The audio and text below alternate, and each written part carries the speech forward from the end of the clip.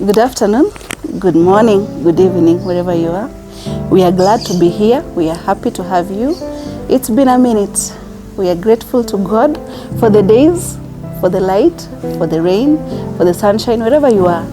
I hope you're having a good 2022. We thank God for this far. Tunajua sasa Januari karibu tunafika day 99 Ni 99, 97 isha hapo. Simulisema ni more than 100 days.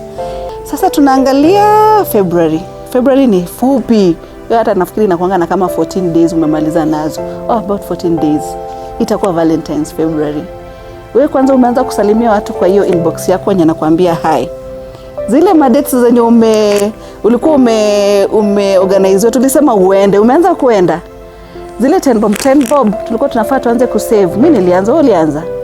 What have you started that you had intended? Your target for the year that you had set for yourself. Have you started? Even if you have not started, I mean, it is never late. Tunajafika February, bado tuko January.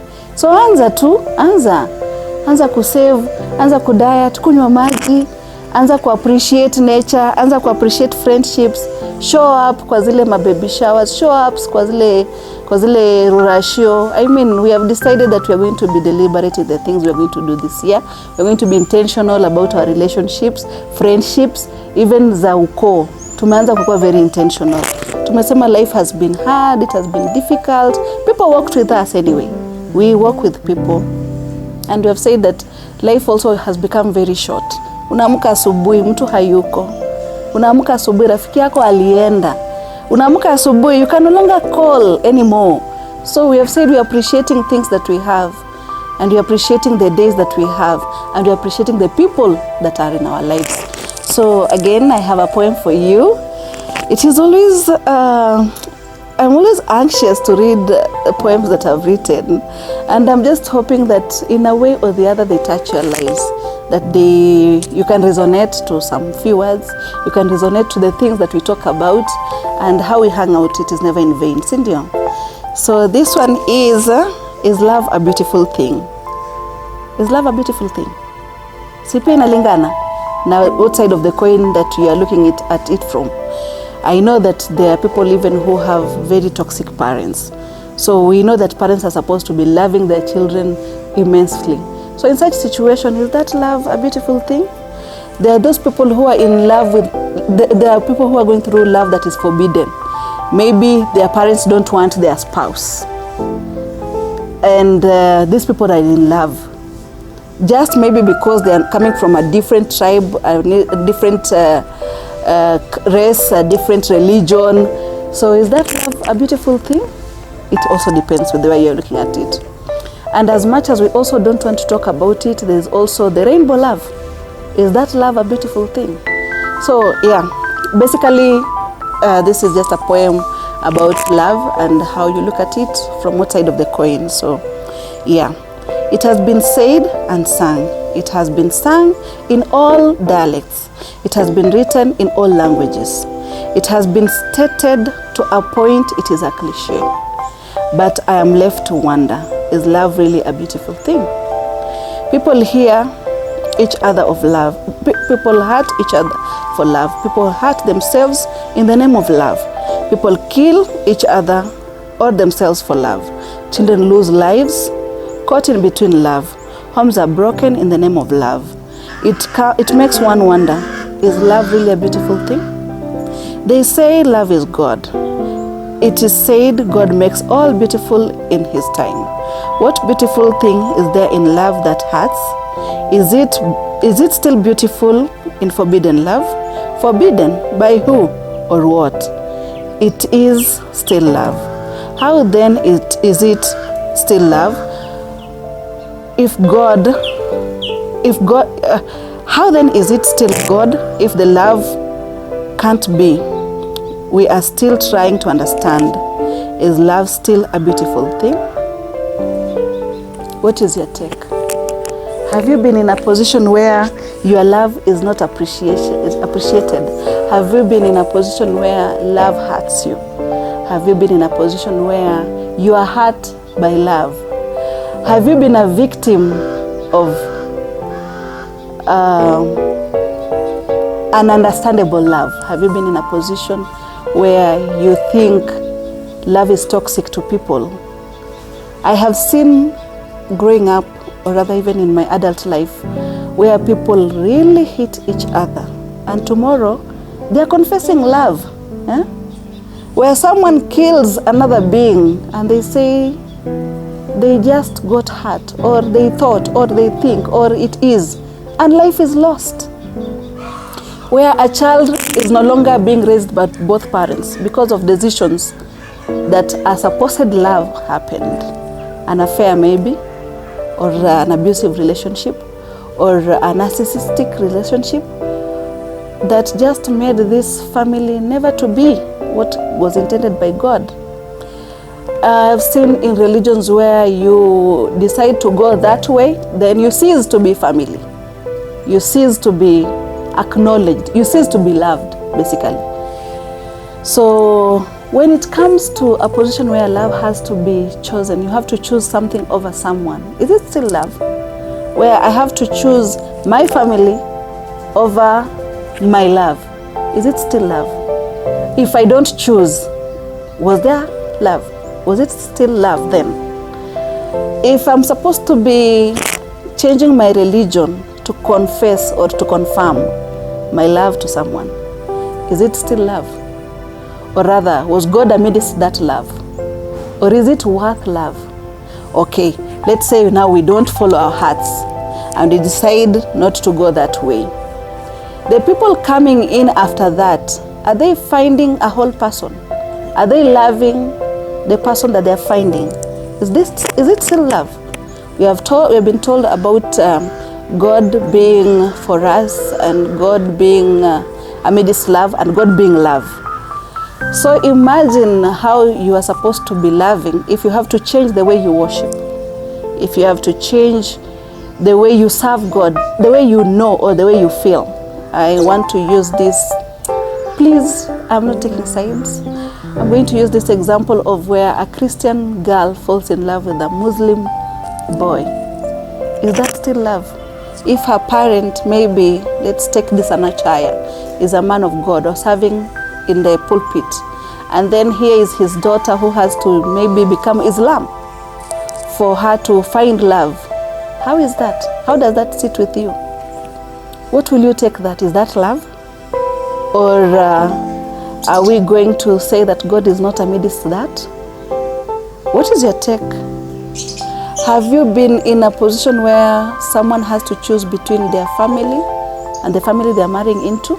We have been in situations where you hear, if you marry from that family, then you cease to be a child of this home. Or if you marry Flani and Flani's daughter, then you cease to be a child of this home. Have you felt that? Have you seen your friends cry themselves to sleep? Have you seen your friends take lives because they were not allowed to love? They are not allowed to be with the people they love. They are not allowed to make those choices. And yeah, there are those that made the broad choices. They moved in, they went, got married to that families. And as fate will have it, things don't turn out well. We have not actually heard of things that turned out well, but for things that never turned out well, trust me, it is like all hell breaks loose. Here is someone who changed their religion, who changed their whole being to be with someone. They go get married, they stay there, raise children, and then all of a sudden, other religions accept you to marry other wives, or rather, someone decides all of a sudden they're no longer in love. You are stuck there. You walked out of your home, you walked out of your family, you are there, there are children involved. So, is that still love? Is that love? We have seen children, maybe in our society it is not that rampant, but we have seen children that are even going transgender, children that are going rainbow, children that are going all that. Is that still love? Yeah? Is it still love? Where is the bottom line? Where do we get answers? Where do we seek those answers? You are expected to still be a parent to that child, and they decide today they are no longer A and they're B, and you're a mother, and you're a father, you're a society that has raised this child. How does that make you feel? Is that still love?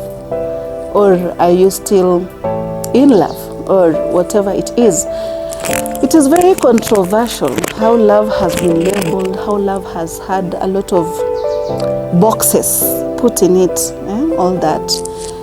Just the other day, one very popular artist married a very older woman, and he's a gospel artist. So is that still love? What is your take? What is it? Are we supposed to judge? Are they happy together? Maybe yes.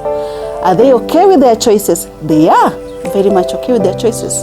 But we, the society, are very harsh. And we are like, no, this is a cradle snatcher. This one is A, B, C, D, and this is not going to happen. So we are so boxed up. I think we have been through so much. We have survived COVID. We have survived many things. We have survived a lot of things. There is so much in love than just picture perfect love. We don't need picture perfect love. We just need genuine love. A boy and a girl love each other genuinely, that is okay. An older person, a younger person, that is okay. It has been even in time where now men have married younger girls and no one says anything.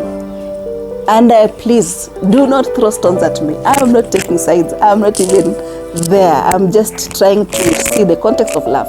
It is all about love. Yeah? It's all about love. This kid that was raised in maybe this denomination, and they changed their denomination. And even to churches, it goes to an extreme that a church can refuse to bury one of their own just because they choose B instead of A.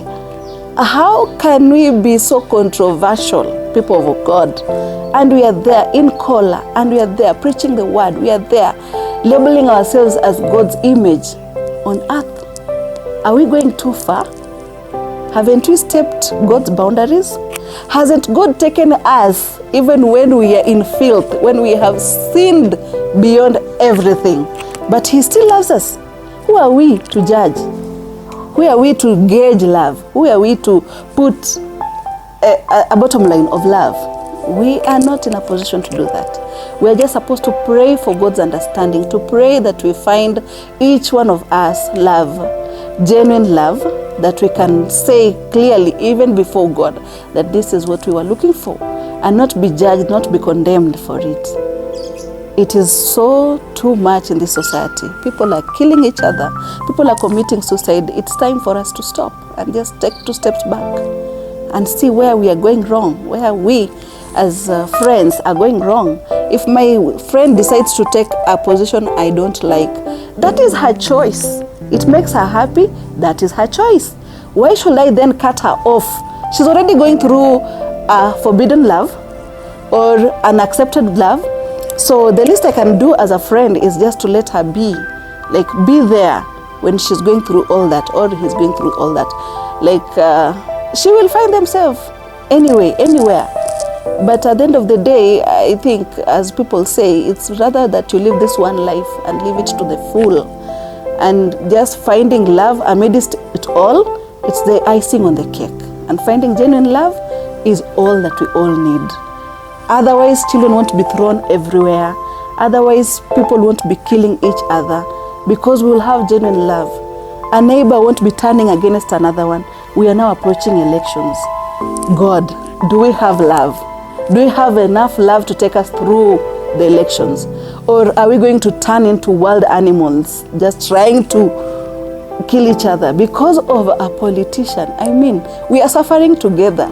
We are walking on very dusty roads together. We are lacking school fees together. We are buying crazy prices for basic needs together. Why can't we just sit and love one another enough to make rightful, sober decisions? So it comes back to love. Even the way you're making your decisions, it comes back to love. Are you reaching out to your neighbor? People are burning next door and people don't know. Find your love. Find genuine love. Love one another. Till next time, it's goodbye.